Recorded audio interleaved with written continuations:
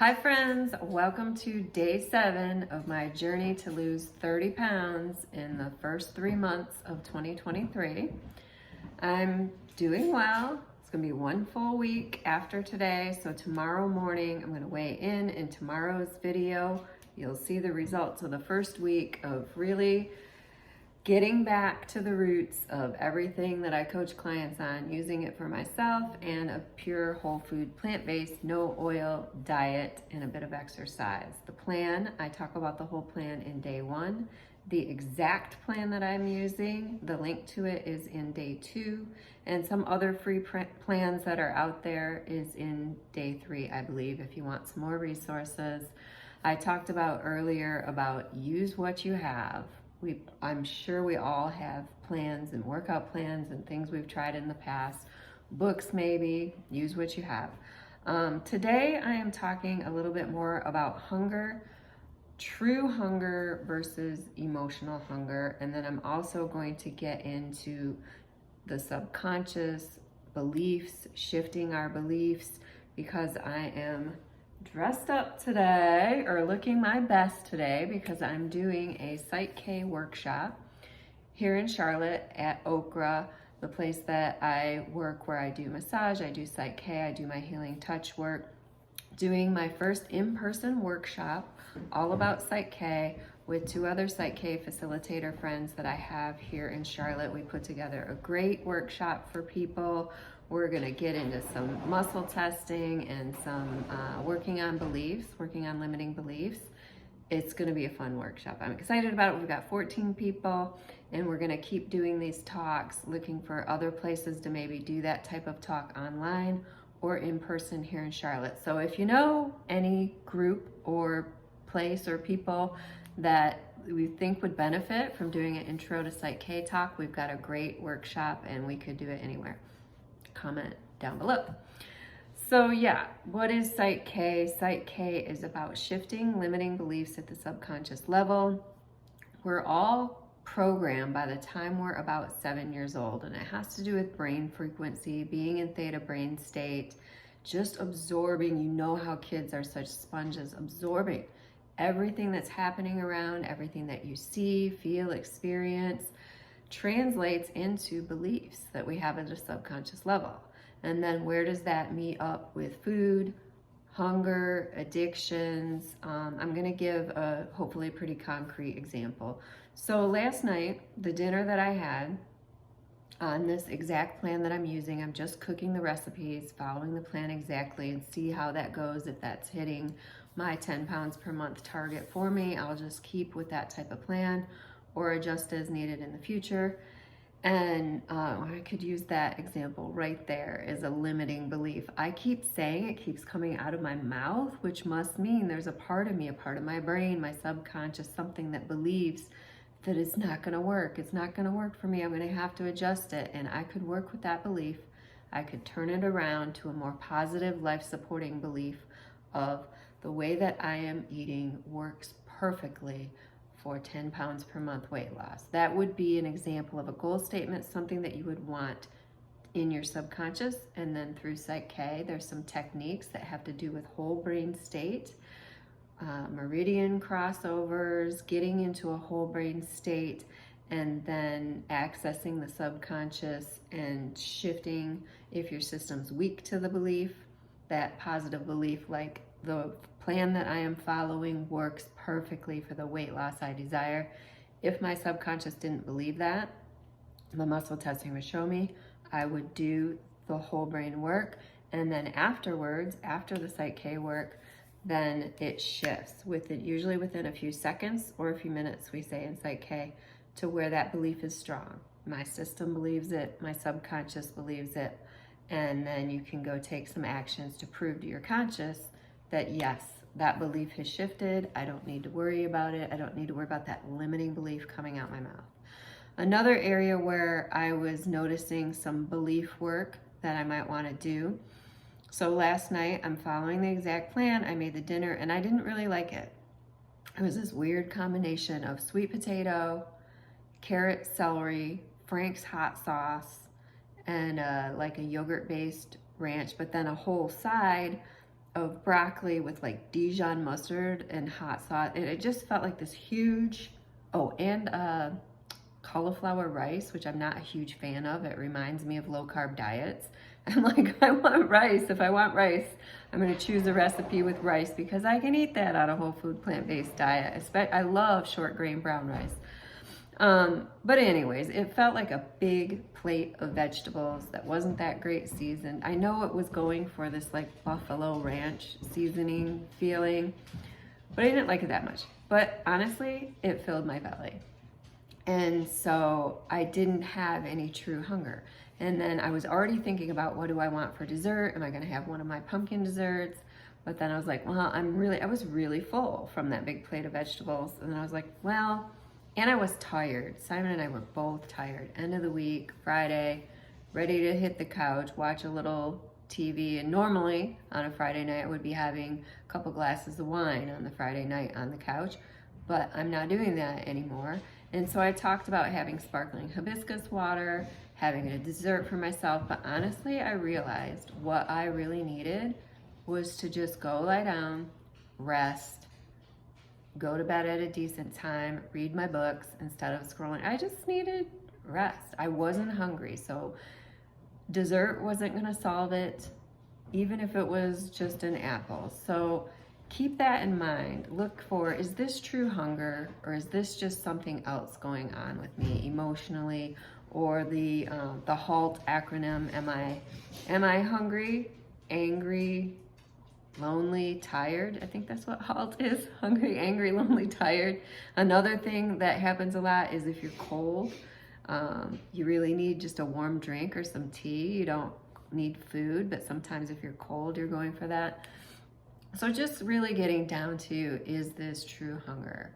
And for me, linking that up with shifting limiting beliefs, where I would have normally snacked on anything I wanted. Simon was having some of the beautiful vegan chocolates that I got him as a Christmas gift. He had that after his dinner, and I was like, I want some of those chocolates. But I knew I didn't. I knew I wasn't hungry for them. I was super full from what I ate. And I know that when I made myself a little chocolate mug cake a few nights ago, that I didn't sleep that well because chocolate does have caffeine, and there was some brown sugar and a couple tiny like chocolate chips in it. So there was some sugar and some caffeine in the dessert, even though it was like, the smallest portion. And I'm noticing what's impacting my sleep. That doesn't make me feel good. Doesn't mean I'm not going to have another one of those mug cakes. I might do it tonight because it's the weekend and it doesn't matter if my sleep's not, if I sleep in a little bit. So yeah, I was working with these beliefs. What's really going on here?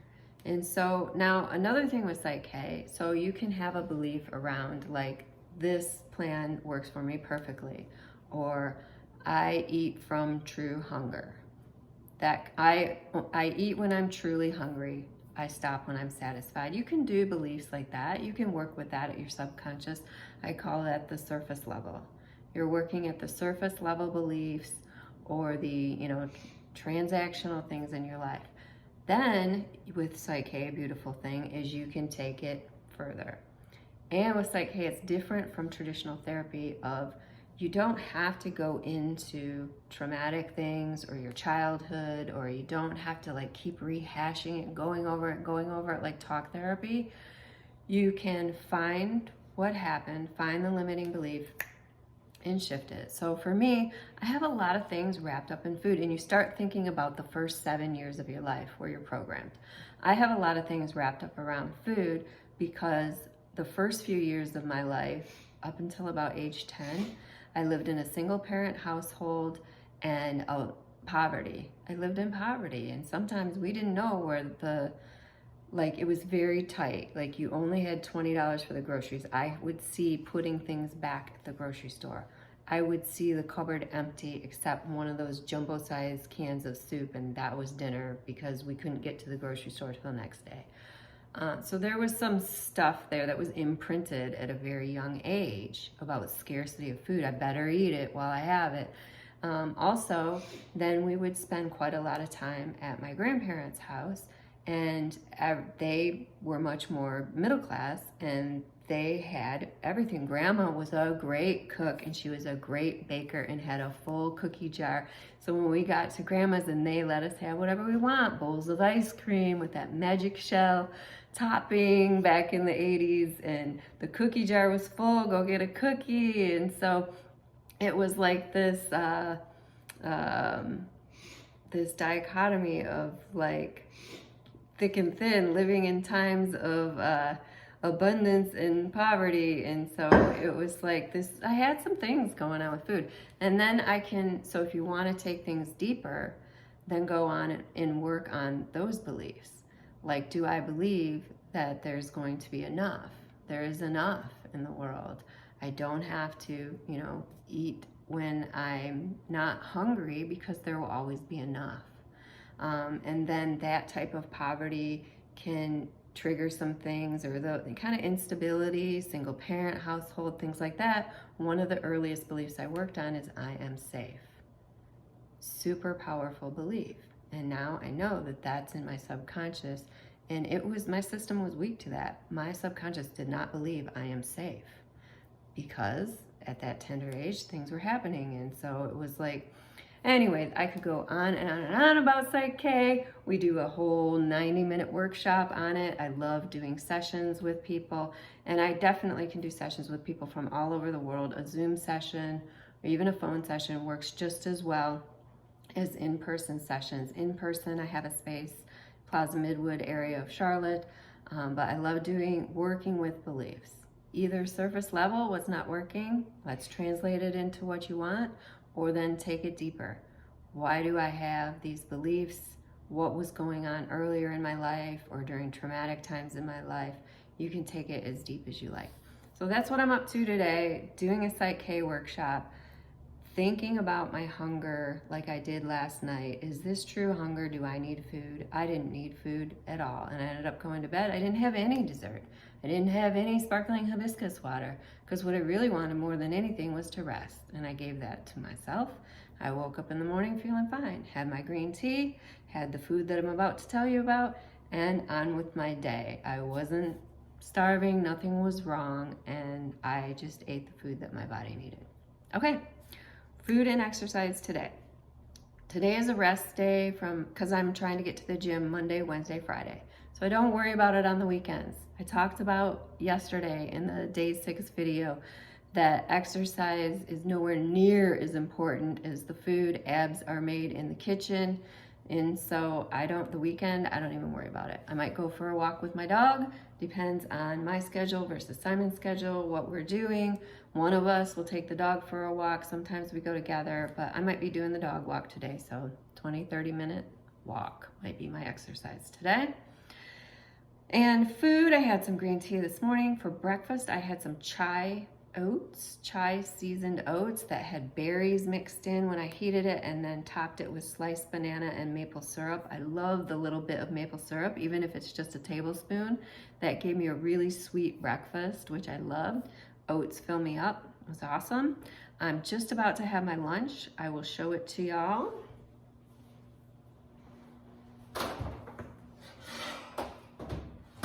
Lunch today is a spinach artichoke dip panini. It could be, you could have grilled it as a panini. I'm just putting mine on toast, and I'm having mine open-faced because it feels like more food to me when I have 2 sandwiches instead of 1 sandwich.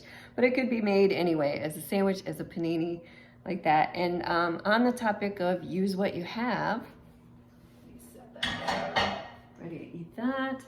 I didn't have any spinach left in the house, not any fresh spinach, and I didn't think frozen would be as good in there, but I had a bunch of kale, so that's technically a kale artichoke dip panini or sandwich. So just use what you have. And so it looks just as good. It's gonna taste just as good. Always trying to have quite a bit of greens on hand. I'll be getting some spinach soon, but it's gonna be a delicious sandwich. Fuel me up for my workshop. It's basically a bit of garlic, spinach or kale, sauteed in a pan with some salt, pepper, nutritional yeast is the only seasoning in there, a can of artichoke quarters. I had quartered artichokes, chopped them up a bit more, mixed that in, and then what makes it the creamy dip is hummus.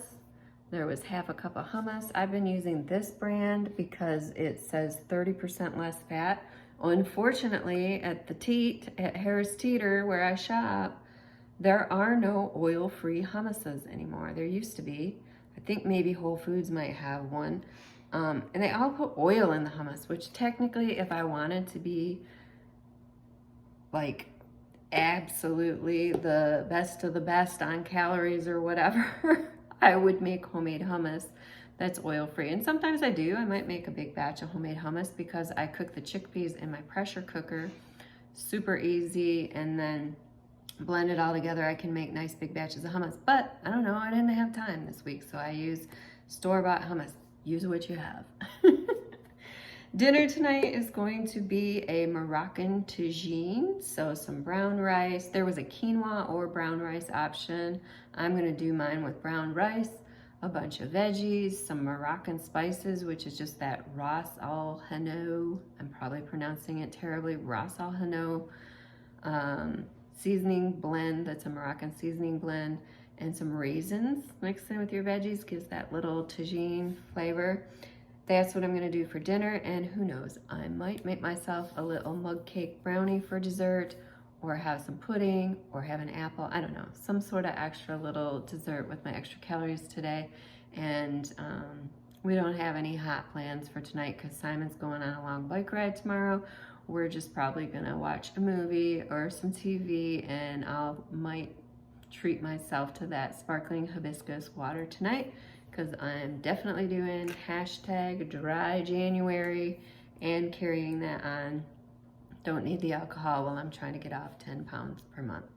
I think that's it for today. I was rambling on quite a bit because I love to talk about psych-k, shifting beliefs. Working at the subconscious level is so powerful. The subconscious is running things 95% of the time. As much as we think our brilliant front conscious part of the brain is like, I'm gonna do this, I'm gonna do this, I'm gonna do this. 95% of the time you kick into your programs and your subconscious is running the show. Like I said, I could talk about this forever. Okay, bye friends, I'll talk to you tomorrow.